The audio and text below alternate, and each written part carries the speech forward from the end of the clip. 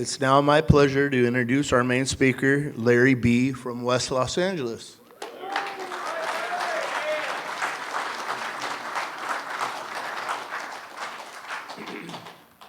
Good evening, family. My name is Larry Betts, and I'm an alcoholic.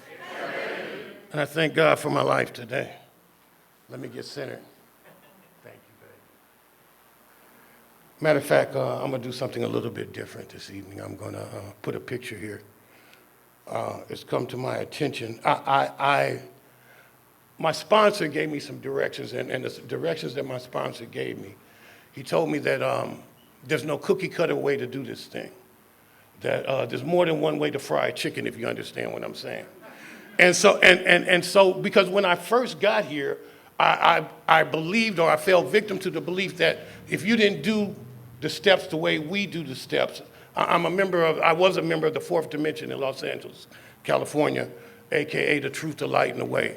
And if you didn't pray the prayer the way we prayed the prayer, if you said to set aside prayer instead of the lay aside prayer, then we would go to marathons, and I would get up behind you, and I would blow you out the water. You know, I would gang bang from the podium, basically.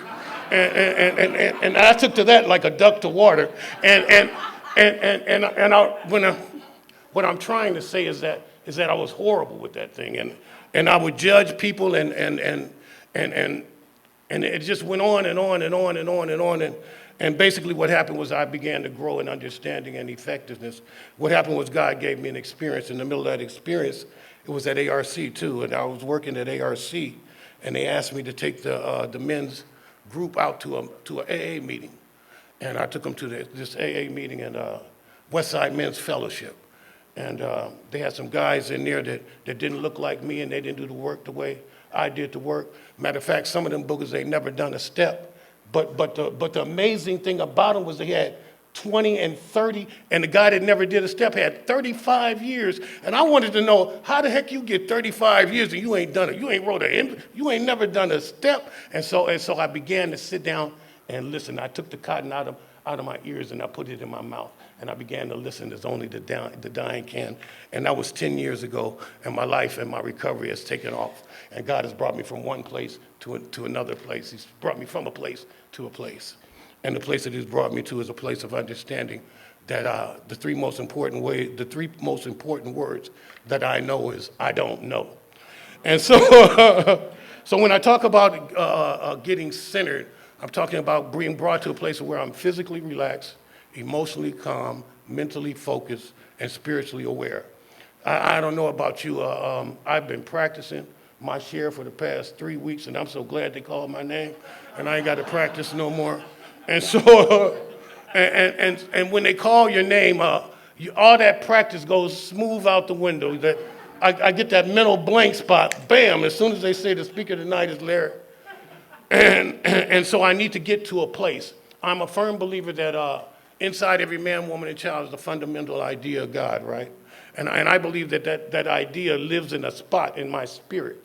And it lives there, and it dwells there, and it has its being. And so my job, what I need to do when I'm doing something like this is the thing that I rely upon God more than anything, is when I'm carrying a message to his children. And so I need to get to that place where that idea is.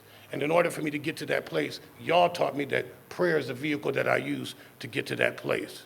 To get to that place of comfort, to get to that place of relaxation, to get to that place where I can become the man that God created me to be, I can get to that place where the God before me is greater than the fear inside me. Let me pray. God, I offer myself to thee, to build with me and do with me as thy will. Relieve me of the bondage of self, that I may better do thy will. Take away my difficulties, that victory over them may bear witness. To those I would help with thy power, thy love, and thy way of life. May I do thy will always. Take away my fear. Let me say that one again. Take away my fear, my doubt, my unbelief, and direct my attention to who you'd have me to be. My Creator, I'm now willing that you should have all of me, good and bad. I pray that you now remove from me every single defect of character which stands in the way of my usefulness to you and to my fellows. Grant me strength as I go out from here to do thy bidding, thy will be done. Dear Father, please allow me to demonstrate and expand my faith with correct action, guided by your vision and love for me. Dear Father, please show me all through the day what my next step should be. Please give me whatever I need to take care of such problems. I ask especially for freedom from self. Father, you have all knowledge and power. Give me strength, inspiration, and direction. Direct my thinking, divorce it from self-pity, dishonest, and self-seeking motives. How can I best serve thee? Thy will, not mine, be done. As I stated before, my name is Larry Betts, and I'm an alcoholic. My problem with the prayer is I don't know which particular prayer gets me to that place that I need to be. So I pray everything but the lay aside prayer, and now I lay me down to sleep because those just don't seem to be appropriate. When I identify as an alcoholic, that means one thing and one thing only, that I want to stop, and I found that I could not. The big book says it like this. It says that I wanted to stop altogether, and I found that I could not. I don't know if you remember what it was like when you wanted to stop altogether. I'm not one of those that share in a general way. I grew up on the west side of Los Angeles. I ain't never been general in my life, and I ain't get sober to be general now. I share with purpose and intent, and my purpose and my intent is to reach that one somebody in the back of the room. And when I talk about in the back of the room, I'm not talking about a physical place. I'm talking about a spiritual place. I'm talking about that one somebody in this room right now who's skinning and grinning on the outside, but deep down on the inside, he's asking himself that question. He might be praying like I just prayed. God, please, this time, Lord. And he's just like me. And I'm looking for that somebody, and I don't know who he is. But my mission, my appointment, my assignment for the night is to reach that somebody, and I'll find out who he is later. Whenever I want to look at the truth about my condition or the truth about who I am, I have the mind of a chronic alcoholic. It fails to play back with sufficient force the pain and the suffering. It fails to play back the truth about who I am and what I think I know. And so whenever I want to see the truth about my condition, I have to look at my truth in contrast to something else. And what I mean by contrast is that if I want to see the truth about my alcoholism, then I have to look at it next to something that I truly love. And so the only thing that I've ever truly loved more than alcohol would be my mama. Yeah, I'm a mama's boy. And we're a storytelling fellowship, so I'm going to begin this with a story. I remember it like it was yesterday. I was on my way back to Mama's house. Yeah. Has your alcoholism taken you back to Mama's house? Huh? It's all right if you're in your 20s, you know, and you go back to Mama's house, but I'm 30-something. I can't remember what it was. I'm old and I can't remember shit. And CRS. But I was on my way back to Mama's house, and I remember that, other than walking to this podium, that was the longest walk I'd ever made in my life. Because I'm trying to figure out what I'm going to say and what I'm going to do. And I think I was looking for cigarette butts. I can't remember, like I said. And I'm walking back to Mama's house. And whenever you talk about walking back to something, that gives you implication that I must have walked away at some time. And I remember clearly what it was like when I left Mama's house. I had her, and she had a Fiat 128. She didn't have a Spider. She had the Fiat 128. It was parked downstairs in front of Mama's house, and it was powder blue with the caramel top and the caramel interior, and the top was back, and she was in there sitting in the passenger seat, and I just hit Mama one of them, I'm a grown-ass man stories, and you can't tell me this and that and the other, and I strutted down my stairs, and I was on my way. And Mama looked at me. She was a little proud of her baby boy, you know, because I was a grown-ass man. And I come down those steps, and I jumped in that car, and off I rolled to the sunset, you know, happily ever after. And now I'm headed back to Mama's house, and the car is gone, and baby's gone, and here I am. And I walked up them stairs, and I knocked on Mama's door. And Mama opened the door. And when my mother opened the door, she took one look at me, and she broke out in tears. Now, that was not the experience that I was expecting. Mama broke out in tears, and I don't mean that she wept. I'm talking about she gave it a good funeral cry. And I had never seen my mama. My mama's a strong black woman. I had never seen my mama shed a tear in my life. She didn't cry at weddings. She didn't cry at funerals. As a child, I had witnessed my stepfather not my father, my little sister's father. I had witnessed my stepfather lay hands on mama. Bow, cracked her, bombed on her, what we talk about in my hood. He had bombed on my mama, and she slid like in the cartoons, and a little tombstone came up. But anyway, and when she came to, she got up talking crazy. I had never seen my mama shed not one tear in my life, but on this day, at this time, mama was crying like a baby. She was blowing boogers and snot. So I started blowing boogers and snot, and I started crying. And in the midst of my mother's tears, mama asked me one question. She didn't ask me the whole bunch of stuff. Mama asked me one question that was simple yet profound. Y'all know what that question is? Probably the same question your mama asked you. Or maybe it wasn't your mother, maybe it was your father. Or switch reels, maybe you was the parent and it was your kids. But on this day, mama asked me that one question. And the question, like I said, was simple yet profound. And what mama asked me on that day was, baby, what's wrong with you? The book says it like this: once in a while we may tell the truth, and the truth, strange to say, is that the alcoholic usually, I'm gonna throw some ebonics in here, don't bit more know what's going on than you do. And of all the questions that mama could have asked me on this day, that was the one question that I couldn't answer. The homeboy said I was tripping, and somehow that didn't seem to suffice. So mama crying, and I'm trying to answer this question. And I need to let you know that with everything that was in me, I wanted to stop my mother from crying. I ain't talking about my girlfriend. Never mind. But for real, this is my mama. And with everything that was in me, I wanted to give my mother some comfort. I have a belief system that says a man has two primary purposes, and that is to protect and to provide. And I wanted to comfort, I wanted my mama to comfort, I wanted my mama to lay her head on my shoulder. I wanted to tell my mama, baby, everything gonna be all right.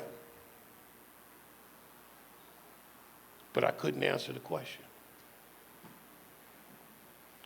And it's a cold thing when other folks know more about your disease than you know, because mama got tired of crying. And she just impressed old change on nothing up my sleeve. And this $20 bill appeared out of nowhere. Yeah. And when the $20 bill appeared, guess what happened to Larry? Yep, I stopped crying. And wherever that $20 bill went, that's where I went. And I can remember like it was yesterday, mama took that $20 bill and she stuck it behind me outside that door. And as I was stepping over the threshold, y'all taught me about thresholds. As I was stepping over the threshold and reaching for that $20 bill, I happened to glance in my mother's direction. And the look that mama had on her face on that day, I would take to the grave with me. I don't think you understand what I'm talking about. My mother, like I said before, my mother was a strong black woman. My mother and my father were born in Clarksdale, Mississippi. My mother wanted to be an educator. They don't call them teachers in Mississippi, they call them educators. They believe that educators is a noble occupation. They're lawyers, doctors, and educators. My mama taught me how to read at the age of 3. And I ain't talking about C-Spot Run. I'm talking about Nancy Drew and Hardy Boy Mysteries. Y'all don't know nothing about that. My mama, let me say it like this. In our culture, when a woman has a son, when a woman makes a man, that's what they say. When a woman makes a man, they take their dreams, they take their goals, they take their aspirations, and they deposit them. They pour them into that man-child, all of them, in the hopes that one day that man-child will grow up to be a better man than the one they laid down and had him with. I don't think you understand what I'm saying. My mama poured her goals into me. My mama poured her dreams into me. I was supposed to be somebody. My grandfather was the first black justice of the peace in the state of Mississippi. He marched with Martin Luther King. And I was not just my mother's favorite, I was the family favorite. My mother had 7 brothers and 3 sisters. And I was the first, the brothers that ran around the state of Mississippi populating the state for years, but I was the firstborn son of all the girls. So I wasn't just my mom, I was a family favorite. I say that to say this, I was supposed to be somebody, and here I am.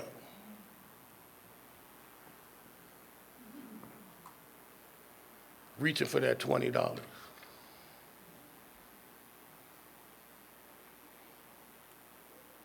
And when I looked in my mother's face, I knew I had done something that my stepfather never could have done. When I looked in my mother's face, I knew that I had done something that no other man other than me could have done to my mama. Because when I looked in my mama's face, I saw that I had broke my mother's heart. Question on the board. Whose heart did you break as a direct result of your alcoholism? Mm-hmm. They told me when I got here that I needed to look for the similarities and not the differences. But I don't know how to look for similarities. So they told me that I need to take statements and turn them into questions and ask myself. And the answers to the questions are not in the big book of Alcoholics Anonymous. The answers to the questions are not in Bill and Bob's experiences. The answers to the questions are in my experiences. So therefore, the answers to the questions are inside of me. And there I am. And I went through that separation of mind and body that the big book talks about. Because my head said no. My head said, Mama, I love you. Mama, I'm going to be good. I'm going to be the man that you raised me to be. I'm going to be a big brother to my little sister. I'm going to go back to school and get my education. And I'm going to make you proud of me. That's what my head said, but my body said, yakking. And I grabbed that $20 bill and Mama slammed that door, blam. And it seemed like Mama was moving furniture and nailing up the windows, and I was like, damn. And I began to take that walk. You know that walk. Game of Thrones called it shame, shame, that walk of shame. That walk of guilt because I had done something to me. I had hurt and broke my mama's heart. Have you ever done something in your alcoholic career that you couldn't drink away? You couldn't smoke away, wasn't no pill. You couldn't sex it away. That's hard. Have you ever, the book calls it the incomprehensible demoralization of the next day. That's one thing, but what about the incomprehensible demoralization of the same day? I drink 151 in a bucket straight up with no chaser. If you can't drink that away, all I could see was my mama's face. And I began to walk. We lived on Fairfax and Pico on the west side of Los Angeles, and I walked that walk of shame after I went to the liquor store. And when I looked up, I was downtown. I walked from Fairfax and Pico all the way downtown. And Skid Row, beautiful Los Angeles, Skid Row, California. And when I got down there, I came up with a plan. And my plan was simple yet profound. I'm a West Side brother. Like I told you, I don't do things in a general way. I'm going to buckle up my chin strap and I'm going to get back in the game. I'm a gangster up because I don't swing like this. I'm a convict. I'm not an inmate. I'm an affiliated gang member. I'm not associated. And I'm a real alcoholic.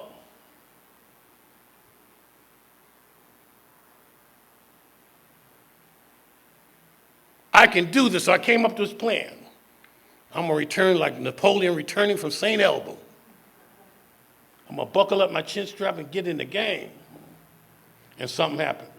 They talk about me on page 22 of the Big Book of Alcoholics Anonymous, and what it says simply, something happened. Well, actually, it says something happens to me bodily and mentally that makes it virtually impossible for me to stop. But all I needed was something to happen. I remember that was the first thing I heard when I came into the rooms of Alcoholics Anonymous. I was like, that all you got? Something happened. I know something happened. I took my first drink on the steps of Lewis Pasteur Junior High School. It's called Laces now. And I took my last drink up under the 6th Street Bridge, and all you got for me is something happened.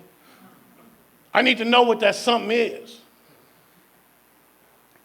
So anyway, I began that walk, and I ended up downtown, and I came up with a plan. I need to let you know that the days turn into weeks, and the weeks turn into months, and the months turn into years, and the years turned into decades. And I was never able to put that plan into operation. And I tried. But there are some things, something happened. That's what happened. And what happened was you could get 2 16-ounce cans of beer for 99 cents downtown. I was like, what, 99 cents? What happened was Orange Cisco. Y'all don't know nothing about no Orange Cisco. It's like Robitussin on ice. What happened was, as soon as I put something on the list of what I'm not going to do, alcoholism will come and scratch it off. What happened was, everything that I said I would never do, I did that and some, because when I got downtown, I told you I was special. I'm Whoop Whoop from West Side Whoop Whoop, and we don't swing like that. I ain't gonna never sleep on the street, not me. It was a Sunday when I got there and they had a chicken line, and I happened to come around the wrong side of the line. I came up on the side that had the table and the chicken dinners, and I looked down the street and there was folks standing in line around the corner, and I looked at the table and I counted 7 dinners, and I told myself, I ain't gonna never, ever, ever stand in no chicken line. Not me. I'm Whoop Whoop from West Side Whoop Whoop. I ain't gonna never sleep on the street, not on no cardboard, not me.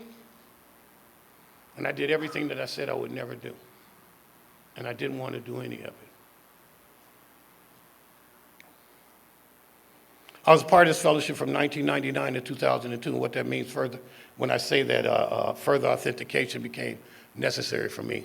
In 1999, I stepped into the Midnight Mission.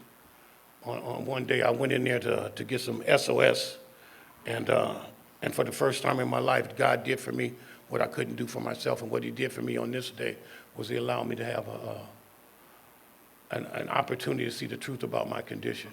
He gave me that moment of clarity that some of us talk about in the rooms of Alcoholics Anonymous. And in that moment of clarity, I was able to see the truth.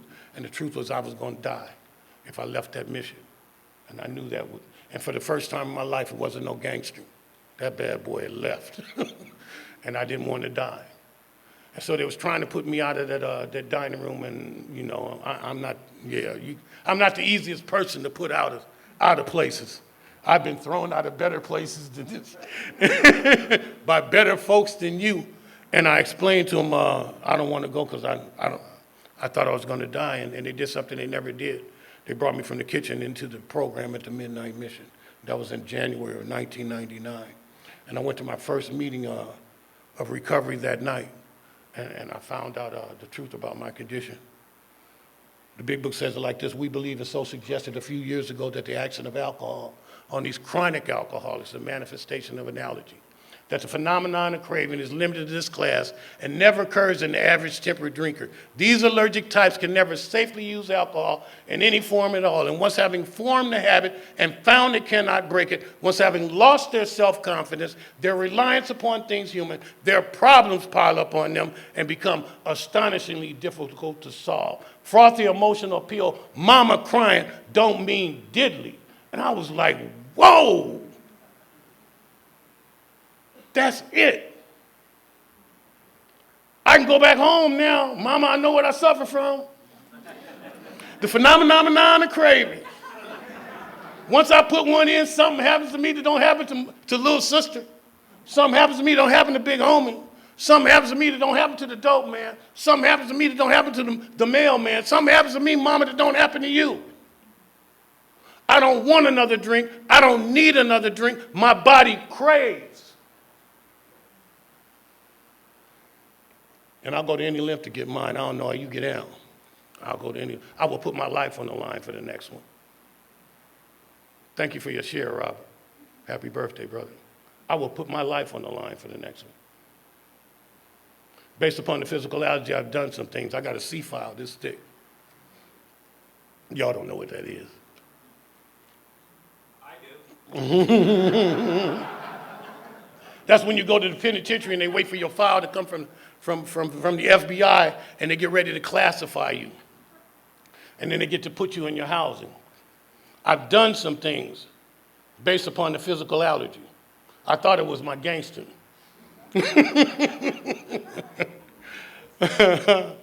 Then the book says it would be pointless and academic if I never put the first one in, thereby setting a terrible cycle in motion. Therefore, the main problem with Larry centered in his mind rather than in his body. I was like, damn.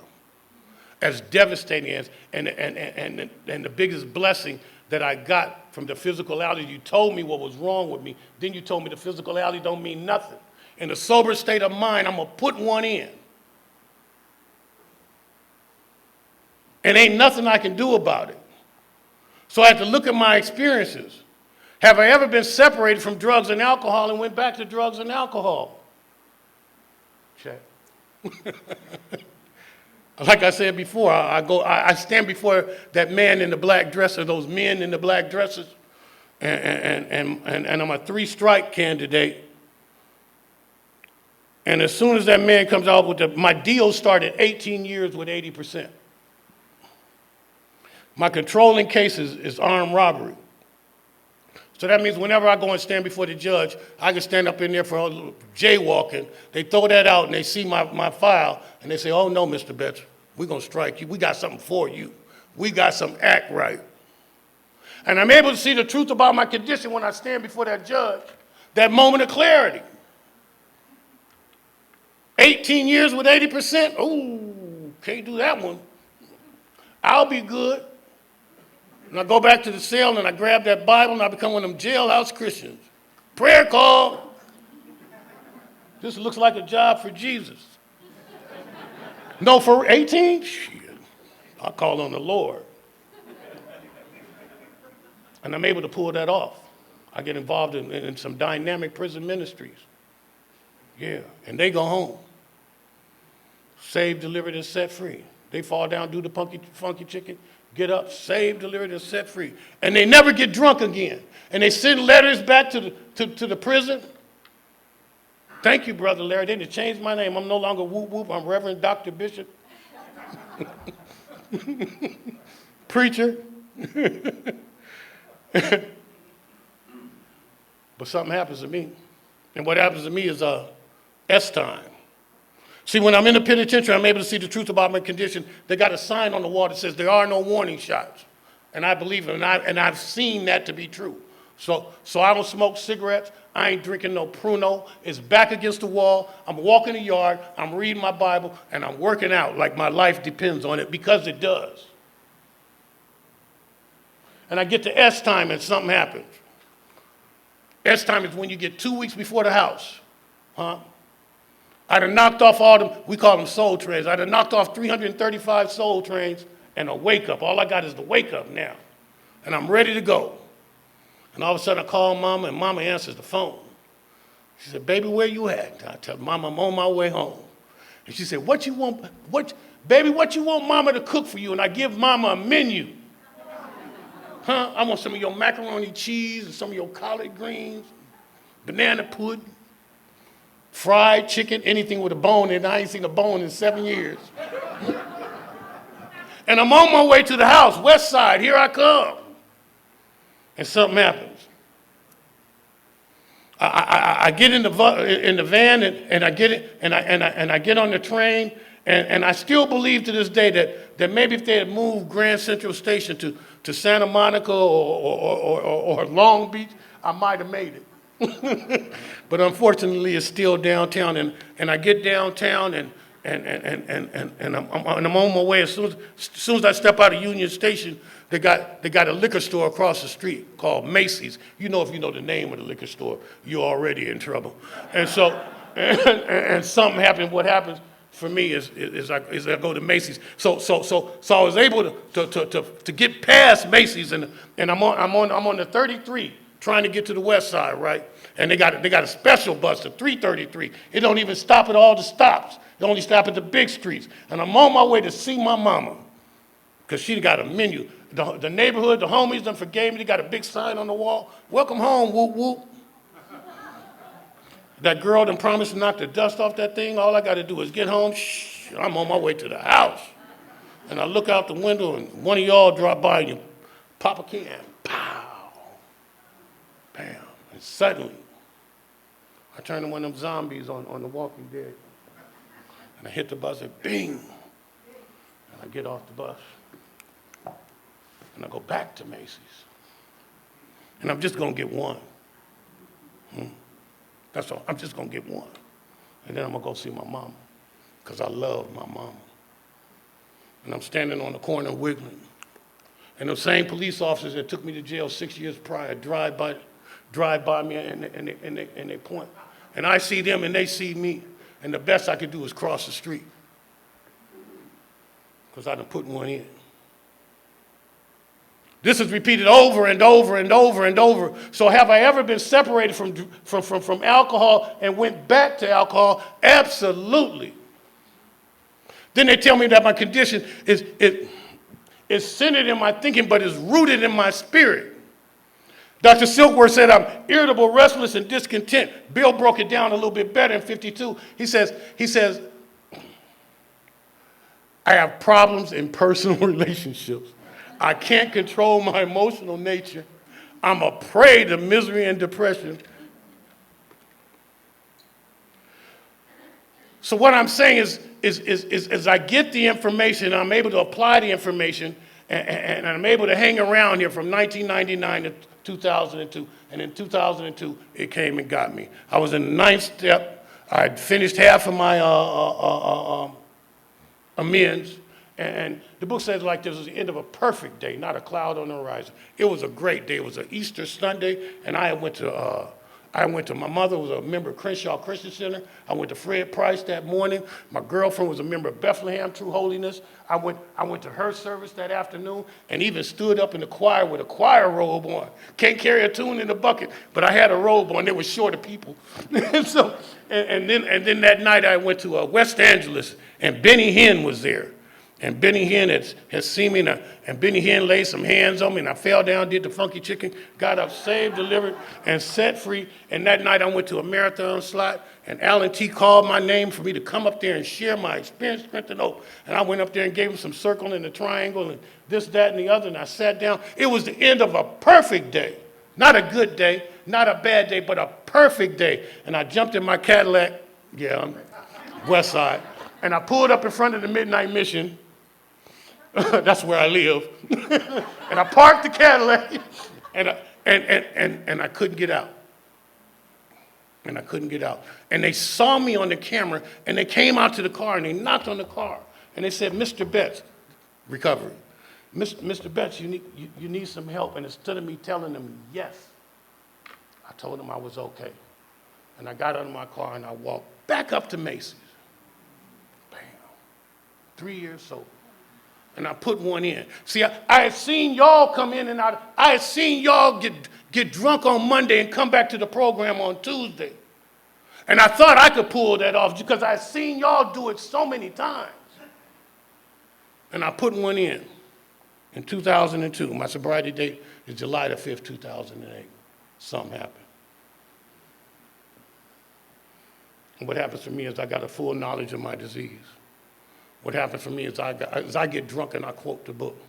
What happens for me is I want to stop altogether, and I found that I could not. On July the 5th, 2008, I came to in the courtyard of the Midnight Mission, and they had moved from 4th Street to San Pedro and 6th. And I came to in that courtyard after vowing to myself I ain't never, ever, ever going back. I had to blame it on somebody. I ain't never, ever, ever going back to the Midnight Mission. I came to in the courtyard of that Midnight Mission. And the book says it like this: when we're approached by those in whom the problem had been solved, there was nothing left for us to do but pick up the spiritual tools laid at our feet. And what happened was I seen one of y'all coming through the courtyard, and his name was Joseph. And I seen him, and I called out to that man, Joseph! Joseph, please help me. And I didn't look like like I look now. I had a natural, well, maybe on this side it was a natural. And you ever seen a golf course? I had a par 5 and a sand trap. And I didn't know if he'd recognize me or not, but he heard me. And he gave me some clear-cut, precise directions. That was July the 5th, 2008. And I've been following somebody else's directions from July the 5th to today. If you be new or in between, I'd like to welcome you to the rooms and let you know there's a process, a series of actions that you must take. You don't get to just sit there and nod your head while your sponsor reads the book to you. There's some work that you must do. I remember when I got back in this time, they didn't give me back the job. I worked in HR last time, and I did board reports, and I got to run around with Clancy and all that, and they stuck me in a laundromat and made me clean everybody's drawers. And I was heartbroken. And it was the best thing that ever could happen to me, because I was stuck in that laundry by myself with my big book and the lay-aside prayer. And I begged God all day long. And I folded them clothes like I did that work for God. I sent them clothes back up like it was a Chinese laundry. All their drawers was folded and pressed, and yes, ma'am. And from that day to this, I've been able to walk in my own brand of dignity. From that day to this, I've been following somebody else's directions. We went in the first step when I saw the truth about my condition, and we took that to step 2. I've got some ideas about God, but I need to lay aside those ideas about God and have a new idea about God, because you can't get sober with the same God you got loaded with. And I found my new idea of God. They say inside every man, woman, and child is a fundamental idea of God, that's that God is. And the second part of that is he ain't you. So I stand on the cornerstone that there is a power greater than myself, but I stand up under the keystone that the power ain't me. The book says, Alexis, you had to stop playing God. It didn't work. And I get to admit to myself that I don't know what I think I know. And I take that into step 3 and I ask God, I offer myself to him to build with me and do with me as you will. And then I get to the 4th step and I launch, I take off in the inventory. After we do our 3rd step, we get up, you got to get up and pick up the paper. You got to write names in the first column right then and there. And I wrote down all this stuff that y'all did to me. All them folks I was mad at. The white man, the policeman, the black man, the red man. Them folks that wore the colors and I didn't wear. Then I wrote down why. Then to get to that part about the 7 areas of self. Ooh, what's that mean? How does it affect my pride? My self-esteem, my ambition, my security, what I want and what I think I need in order for me to be okay. And they're all wrapped up in fear because I'm dominated by what I think you think about me, and I'm also dominated by what I think about me. That's a cold place to be. And we begin to uncover, discover, and discard the things in me that are blocking me from the power. No wonder I couldn't get sober. No wonder I couldn't stay. And I put those things on paper, and I take them to that 4th column, and I see the truth about it, that I place myself. They didn't do it to me. I've been doing it to myself. I got some ideas that the book talks about fettered. You know what fetters are? Those dungeons and you lock down and you can't. I'm fettered to some ideas that stopped working for me years ago, but I won't let them go. And I hold on to those ideas to the bitter end. And those ideas are killing me. What I think I know is killing me.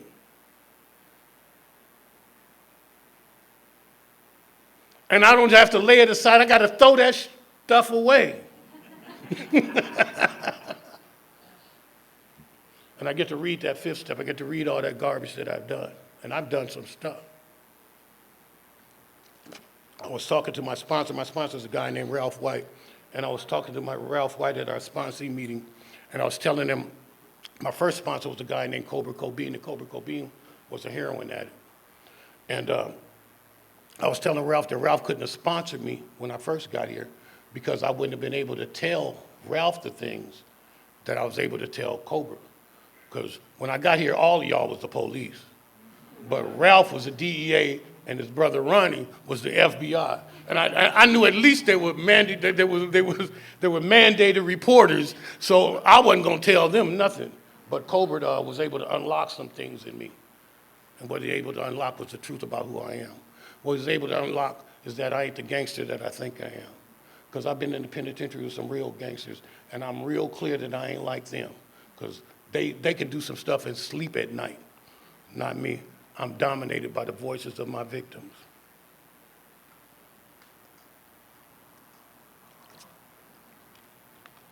So I look at my character defects, and I read that inventory to my sponsor, and he gave me my first list of character defects. And at the top of the list was a character defect that I really didn't like. What he said was that I fall apart when I can't get my way. And I was like, but what does that mean? That's kind of soft and feminine. I fall apart when I can't get my way. I start falling apart. And I've come to believe 17 years later that I still fall apart when I can't get my way. I got some ideas. And attached to those ideas are some feelings. And I don't know how to debate. I don't know how, if my ideas clash with your ideas, then Houston, we have a problem. It makes me uncomfortable. And when I'm uncomfortable, then I need something to happen. And what I need to happen is I need either you to move or I need to move, or my favorite solution, I move you. But I can't do that anymore. So I get those character defects, and then I go into 9. And the 9, I had to make direct amends to those whenever possible. That means that booger was alive, and I had to track him down. And we got on buses, Greyhounds, and track folks down like the police. Unfortunately for me, a lot of the people that I caused harm to by the time I got sober, I didn't get sober till I was 50 years old. One of the things I like about this meeting is that your newcomers and your old timers look alike. And so a lot of the people that I caused harm to, I had to make graveside amends. I had to go to Potter's Field, where they have the unmarked, and in Los Angeles, Potter's Field is huge. And I got to see the direct result of alcoholism and drug addiction in Potter's Field. All the ballers and all the folks, that's where they were. In the end, nobody was there for them. You couldn't even find their name. And I made those direct amends wherever possible. And then I got to 10, 11, and 12. And I got to do the maintenance steps, and that's where I live in 10, 11, and 12. Every morning I get up and ask God, what can I do today to be a better spouse, a better parent, a better AA member, a better citizen, and a better friend. And then I go into my meditation, and I come out of that meditation, I write the answers to that on a card. And that's how I start my day. And at the end of the day, I look back to see the people that I still roar through others like a tornado every now and then. I get back to see the harm that I've caused, and I go back and I make direct amends to those people. And as a direct result of that, I get to stand before you on a Saturday afternoon and share what it felt like, what happened, and what it's like today. If you be new, old, in between, there's a process. There's some work that you got to do. You got to pick up that 50-pound pen and write like your life depends upon it. There's a process outlined in the big book of Alcoholics Anonymous that will revolutionize your life and give you a life beyond your wildest dreams. And I don't say that because I heard somebody say it at the podium. Because I hear you say some good stuff, I'm going to run back to LA and pretend like I said it in a heartbeat. But I say it because I've done that and it's been my experience. My name is Larry Betts. I'm an alcoholic. Thank you for letting me share.